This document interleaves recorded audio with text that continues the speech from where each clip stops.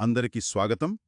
ఈరోజు మనం ఒక చాలా పాత ప్రయాణంలో ఒక ముఖ్యమైన ఘట్టాన్ని చూద్దాం. ఇశ్రాయేలీలున్నారు కదా, వాళ్ళు 40 ఏళ్లు అరణ్యంలో తిరిగి చివరికి వాగ్దాన దేశం దగ్గరికి వస్తున్న సమయమది. అవును. చాలా ఏళ్ల తర్వాత అంటే వాళ్ళ ప్రయాణం మొదలయ్యాక దేవుడి నుంచి వాళ్లకు కొన్ని ప్రత్యేకమైన సూచనలొస్తాయి. అవేంటంటే, కొన్ని జాతులతో ఏమో శాంతిగా ఉండాలి. అవును. మరి కొన్నింటితో మాత్రం యుద్ధం చేయాల్సొస్తుంది. ముఖ్యంగా ఆ హెష్బోను రాజు సిహోను ఉన్నాడు కదా, అతనితో జరిగిన ఆ సంఘర్షణ వాళ్ల చరిత్రనే మార్చేసింది. దాని గురించి కొంచెం లోతుగా చూద్దాం. నిజమేనండి. అది కేవలం ఒక ప్రయాణంలాగా అనిపించదు. ఒక తరం ముగిసి ఇంకో కొత్త తరం మొదలవుతున్నట్టుంటుంది. అంటే ఆ వాగ్దాన భూమిలోకి వెళ్లే ముందు వాళ్ల నమ్మకం, వాళ్ళు దేవుడి మాట ఎంత వింటారు అనేది పరీక్షించినట్టు అనిపిస్తుందక్కడ. దేవుడు వాళ్ళని ఎలా నడిపించాడనేది చాలా స్పష్టంగా కనిపిస్తుంది ఈ భాగంలో. మనం దీని గురించి ద్వితీయోపదేశకాండంలో చూస్తాం. 2వ అధ్యాయంలో వివరంగా ఉంది. వాళ్ల ప్రయాణం ఎలా సాగింది, వాళ్లకు ఎలాంటి ఆదేశాలొచ్చాయి, ఎవరెదురయ్యారు, చివరికి ఏమైంది, ఇవన్నీ అక్కడున్నాయి. ఈరోజు మన చర్చ ముఖ్య ఉద్దేశమేంటంటే, అసలు దేవుడు వాళ్లని నడిపించిన తీరులో ఇంత తేడా ఎందుకుంది? అవును. కొన్ని జాతులతోనేమో శాంతి అన్నారు, మరికొన్నింటితోనేమో యుద్ధమన్నారు. ఎందుకలా? ఆ సీహోను మీద గెలుపు ఎందుకంత ముఖ్యమయింది? ఇవన్నీ కొంచెం అర్థం చేసుకోవడానికి ప్రయత్నిద్దాం. కరెక్ట్. ఆ సంఘటనల వెనక దేవుని ప్లాన్ ఏంటి, ఆ భూముల పంపకమేంటి, ఆ జాతుల మధ్య ఉన్న సంబంధాలేంటి, ఇవన్నీ ఈ మూలం ఎలా చూపిస్తుందో గమనిద్దాం. సరే, మొదలు పెడదామా? చాలా కాలం వాళ్లు షేయిరు కొండ ప్రాంతం చుట్టూ తిరిగారు. ఆ తర్వాత దేవుడు చెప్పాడు, ఇక ఉత్తరం వైపు వెళ్ళండి అని. కాని ఒక కండిషన్ పెట్టారు. అదే, అక్కడ ఉంటున్న ఏషావు సంతతివాళ్లు, అంటే ఎదోమీయులు, వాళ్లతో అస్సలు గొడవపడద్దు అని గట్టిగా చెప్పారు. ఇది కొంచెం ఆశ్చర్యమే కదా, ఎందుకంటే వాళ్ళు వెళ్లే దారిలోనే ఉన్నారు కదా వాళ్ళు. నిజమే. కాని ఇక్కడ ఒక ముఖ్యమైన విషయం కనిపిస్తోంది. వాళ్లతో గొడవపడద్దు అనడానికి కారణమేంటంటే, దేవుడు ఆ షెయిరు ప్రాంతాన్ని ఏషావుకు స్వాస్థ్యంగా ఇచ్చాడట. స్వాస్థ్యం అంటే వాళ్లకి వారసత్వంగా ఇచ్చిన భూమి అనమాట. అవును. ఈ పదం తరచుగా వింటాం.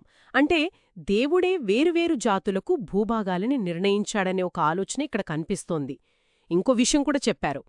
ఆ ఎదోమీయులు మిమ్మల్ని చూసి భయపడదు, కాబట్టి మీరు జాగ్రత్తగా ఉండండి అని కూడా ఒక హెచ్చరిక ఉంది. కేవలం గొడవ వద్దు అనడమే కాదు, ప్రాక్టికల్గా ఏం చేయాలో కూడా చెప్పారు. వాళ్ల దగ్గర డబ్బులిచ్చి తిండి నీళ్లు కొనుక్కోమని ఆజ్ఞ. బలవంతంగా లాక్కోవడం కాదు, శాంతిగా, ఒక రకంగా చెప్పాలంటే వ్యాపారంలాగా అన్నమాట. ఇది చాలా ఆసక్తికరంగా ఉంది. అవును.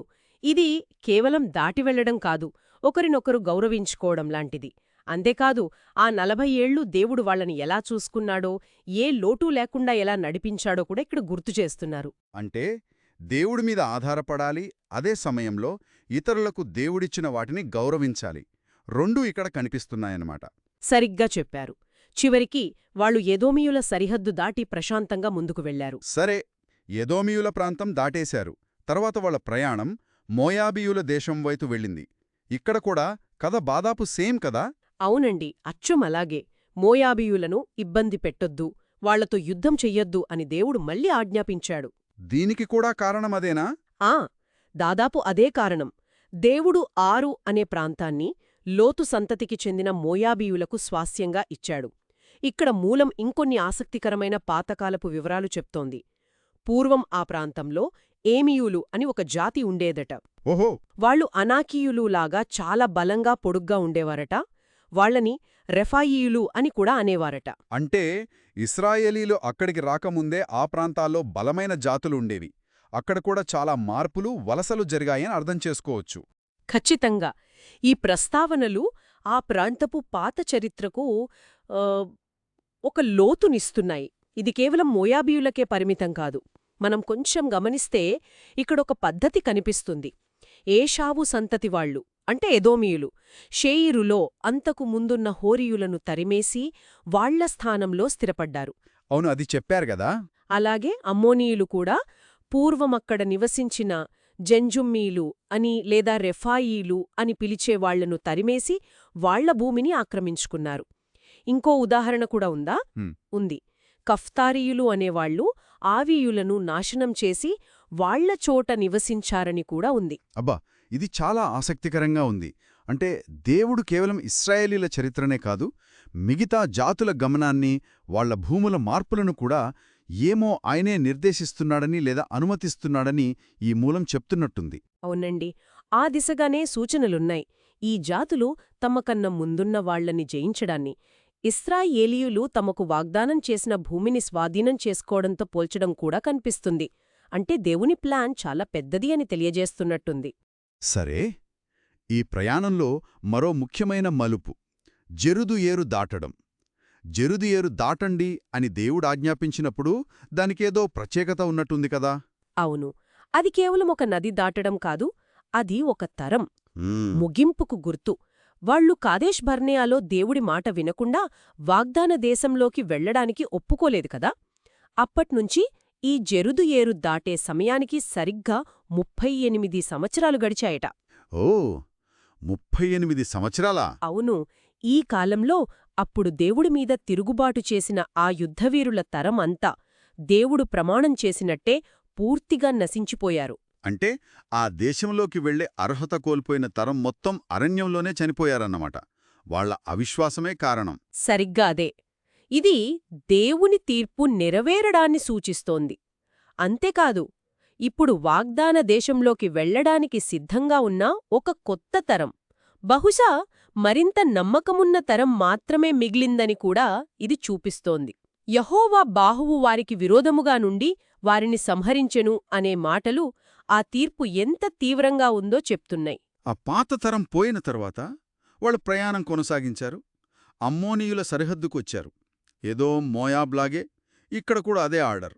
అమ్మోనీయులతో గొడవపడొద్దు, యుద్ధం చెయ్యొద్దు. కారణం కూడా మనకు తెలిసిందే.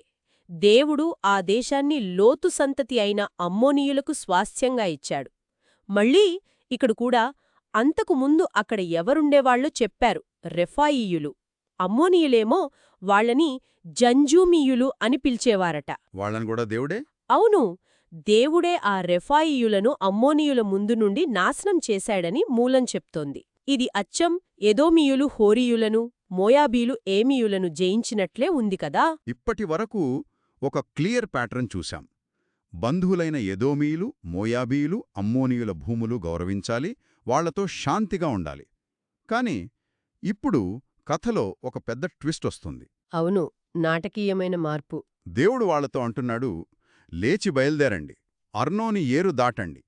ఇదిగో హెష్బోను రాజు, అమోరీయుడైన సీహోనును, అతని దేశాన్ని నీ చేతికప్పగించాను. దాన్ని స్వాధీనం చేసుకోవడం మొదలుపెట్టి అతనితో యుద్ధం చేయండి అని.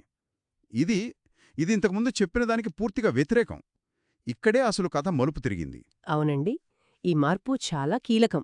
మొట్టమొదటిసారిగా దేవుడు చాలా స్పష్టంగా ఒక రాజును, అతని రాజ్యాన్ని ఇశ్రాయేలీలకు అప్పగిస్తున్నాను అని ప్రకటిస్తున్నాడు. ఆ వాగ్దాన దేశంలో భూమిని జయించే ప్రక్రియ అధికారికంగా ఇక్కడ మొదలవుతోందన్నమాట. కేవలం పర్మిషన్ ఇవ్వడమే కాదు, యుద్ధం చెయ్యండి అని ఆజ్ఞ కూడా ఉంది. అంతేకాదు, ఇకపై చుట్టుపక్కల ప్రజలందరిలో ఇశ్రాయేలీలంటే ఒక భయం, ఒక వణుకు పుట్టిస్తానని కూడా దేవుడు వాగ్దానం చేశాడు. ఇది ముందు ముందు జరిగే విజయాలకు ఒక మానసిక బలాన్నిచ్చే విషయం. అవును కదా. అయితే యుద్ధం చేయమని ఆజ్ఞ ఉన్నా వాళ్లు వెంటనే వెళ్లి దాడి చేయలేదు. ఆశ్చర్యంగా ముందు శాంతిగా ప్రయత్నించారు. అవును, అది గమనించాలి. కెదేమోతు అరణ్యం నుంచి సీహోను రాజు దగ్గరకు దూతలను పంపించారు. మీ దేశం గుండా వెళ్లడానికి అనుమతి ఇవ్వండి అని అడిగారు.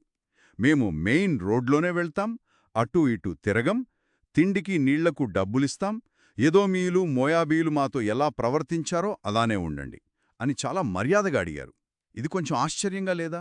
అది దౌత్యపరమైన ప్రయత్నంలాంటిది. బహుశా ఒక చివరవకాశం ఇవ్వాలనుకున్నారేమో. కాని సీహోను రాజు వినలేదు, ఒప్పుకోలేదు. ఎందుకు ఒప్పుకోలేదు? దానికి మూలంలో ఒక వేదాంతపరమైన కారణం చెప్పారు.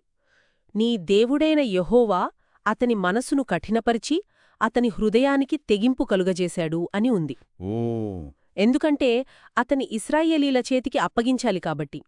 దేవుడు మనుషుల హృదయాలను కఠినపరచడమనేది బైబిల్లో అప్పుడప్పుడు కనిపించే ఒక కొంచెం సంక్లిష్టమైన విషయం. దీనిమీద చాలా చర్చలు జరుగుతూ ఉంటాయి. సరే, సీహోను ఒప్పుకోలేదు, దాంతో యుద్ధం తప్పలేదు. యాహసు అనే చోట యుద్ధం జరిగింది. మరి ఫలితం మూలం చెప్పినట్టు దేవుడు సీహోనును అతని కొడుకులను అతని ప్రజలందర్నీ ఇశ్రాయేలీలకు అప్పగించాడు. ఆ తరువాత జరిగింది చాలా తీవ్రమైన విషయం. అర్థం చేసుకోవడానికి కూడా కొంచెం కష్టంగా ఉంటుంది. వాళ్ళు అతని పట్టణాలన్నీ పట్టుకుని ప్రతి పట్టణంలోని స్త్రీలను, పురుషులను, పిల్లలను ఎవ్వరినీ వదలకుండా పూర్తిగా నాశనం చేసేశారట. ఈ రకమైన పూర్తి నాశనాన్ని బైబిల్ భాషలో హెరెం అంటారు. అంటే దేవుడి ఆజ్ఞ ప్రకారం శత్రువులను, వాళ్ల సంపదను మొత్తం దేవునికి అర్పించి నాశనం చేయడం అన్నమాట. ఆనాటి ప్రత్యేకమైన చారిత్రక, మతపరమైన పరిస్థితుల్లో ఇది దేవుడి ఆజ్ఞగా ఈ మూలంలో చూపించారు. దీని వెనుక ఉన్న ఉద్దేశ్యాలు, నైతికత గురించి చాలా రకాల అభిప్రాయాలున్నాయి. అయితే మూలం మాత్రం దీన్ని దేవుని ఆజ్ఞ నెరవేరడంగానే చూపిస్తుంది. అవును. వాళ్లు కేవలం పశువులను, ఆ పట్టణాల్లో దోచుకున్న సొమ్మును మాత్రమే తమ కోసం ఉంచుకున్నారు. ఈ విజయం ఎంత గొప్పదంటే అర్నోను ఏటి దగ్గరున్న అరోయేరు పట్టణం నుంచి గిలాదు పర్వత ప్రాంతం వరకు వాళ్లకి ఎదుర్నిల్చిన ఊరు ఒక్కటి లేదని మూలం చెప్తోంది. అంటే సంపూర్ణ విజయం. అవును. మన దేవుడైన యెహోవా అన్నిటినీ మనకు అప్పగించెను అనే వాక్యం ఈ గెలుపు పూర్తిగా దేవుడి వల్లే సాధ్యమైందని నొక్కి చెప్తోంది. ఇది వాళ్ల నమ్మకాన్ని ఎంత పెంచుంటుందో కదా. నిజమే. 40 ఏళ్ల నిరీక్షణ తర్వాత వాళ్లకొచ్చిన మొదటి పెద్ద విజయం అది. అయితే ఈ విజయాల పరంపరలో కూడా ఒక ముఖ్యమైన హద్దుందని గుర్తుంచుకోవాలి. అదేంటి? ఇంత పెద్ద విజయం సాధించినా వాళ్లకు అమ్మోనియల దేశం వైపు, అంటే యబ్బోకు ఏటి ప్రాంతం వైపు వెళ్లకూడదనే ఆజ్ఞ ఇంకా అమల్లోనే ఉంది. ఓ, అంటే గెల్చాం కదా అని పక్కనే ఉన్న అమ్మోనీయుల జోలికి వెళ్లకూడదు. ఇది మళ్ళీ మనం మొదట మాట్లాడుకున్న దేవుడు పెట్టిన సరిహద్దుల ప్రాముఖ్యతను గుర్తుచేస్తుంది. ఈ మొత్తం సంఘటన సారాంశమేంటంటే, ఇది ఇశ్రాయేలీయులకు వాగ్దానం చేసిన భూభాగాలను స్వాధీనం చేసుకునే ప్రాసెస్కి స్టార్టింగ్ పాయింట్ అన్నమాట. సీహోనుపై విజయం మొదటి అడుగు. కానీ అదే సమయంలో దేవుడు ఇతర జాతులకు, ముఖ్యంగా వాళ్ల బంధువులకు కేటాయించిన స్వాస్థ్యాలను గౌరవించాలనే నియమం కూడా మళ్లీ నొక్కి చెప్పబడింది. అంటే దేవుడు ప్రణాళికలో చాలా నిర్దిష్టత, కాంప్లెక్సిటీ ఉన్నాయన్నమాట. ఎవరితో శాంతిగా ఉండాలి, ఎవరితో యుద్ధం చెయ్యాలి అనేది చాలా క్లియర్గా చెప్పబడింది. అవును, అలాగనిపిస్తుంది. అద్భుతం. ఈరోజు మనం చేసిన ఈ చర్చలో ఇశ్రాయేలీయుల ప్రయాణంలోని ఈ దశలో దేవుడు వాళ్లని నడిపించిన తీరు ఎంత సూటిగా, అలానే ఎంత విభిన్నంగా ఉందో చూశాం. బంధువులైన ఎదోం, మోయాబ్, అమ్మోన్లతో శాంతిగా ఉండమని చెప్పడం, ఆ వెంటనే అమోరీయుల రాజైన సీహోనుతో యుద్ధం చేసి అతని దేశాన్ని పూర్తిగా తీసుకోమని ఆజ్ఞాపించడం. ఈ తేడా చాలా ముఖ్యం. అవును, గమనించాల్సిన విషయం. ఇది కేవలం ఒక సైనిక విజయం కాదు. వాగ్దాన దేశాన్ని స్వతంత్రించుకునే ఆ పెద్ద ప్రయాణంలో ఇదొక ఆరంభ ఘట్టం లాంటిది. సరిగ్గా చెప్పారు. ఈ మూలం ఆధారంగా చూస్తే దేవుడి గైడెన్స్ పరిస్థితులకు తగ్గట్టుగా మారిందనిపిస్తోంది. కొన్నిసార్లు శాంతి, ఒకరి సరిహద్దులు ఒకరు గౌరవించుకోవడం ముఖ్యం. మరికొన్నిసార్లు సీహోను విషయంలోలాగా దేవుడు ఆజ్ఞాపించిన సంఘర్షణ, భూభాగాన్ని తీసుకోవడం అవసరమయింది. ఇదంతా ఒక పెద్ద ప్లాన్లో భాగమని మూలం సూచిస్తున్నట్టుంది. మరి ఈ విశ్లేషణ విన్నవారికి ఒక ఆలోచన మిగిలి ఉంటుంది కదా. ఈ మూలం ప్రకారం దేవుడు కొన్ని జాతులకు భూములను స్వాస్థ్యంగా ఇచ్చి వాటిని గౌరవించమని చెప్పడం, అదే సమయంలో ఇశ్రాయేలీలకు ఇస్తానన్న భూమిలోని జాతులను జయించమని ఆజ్ఞాపించడం, ఈ సరిహద్దులు, ఈ స్వాస్థ్యాలు మరి దేవుడే నిర్దేశించాడు అని చెప్పబడిన ఈ యుద్ధాల స్వభావం, వీటి గురించి ఈ కథనం మనలో ఎలాంటి ప్రశ్నలు రేకెత్తిస్తోంది?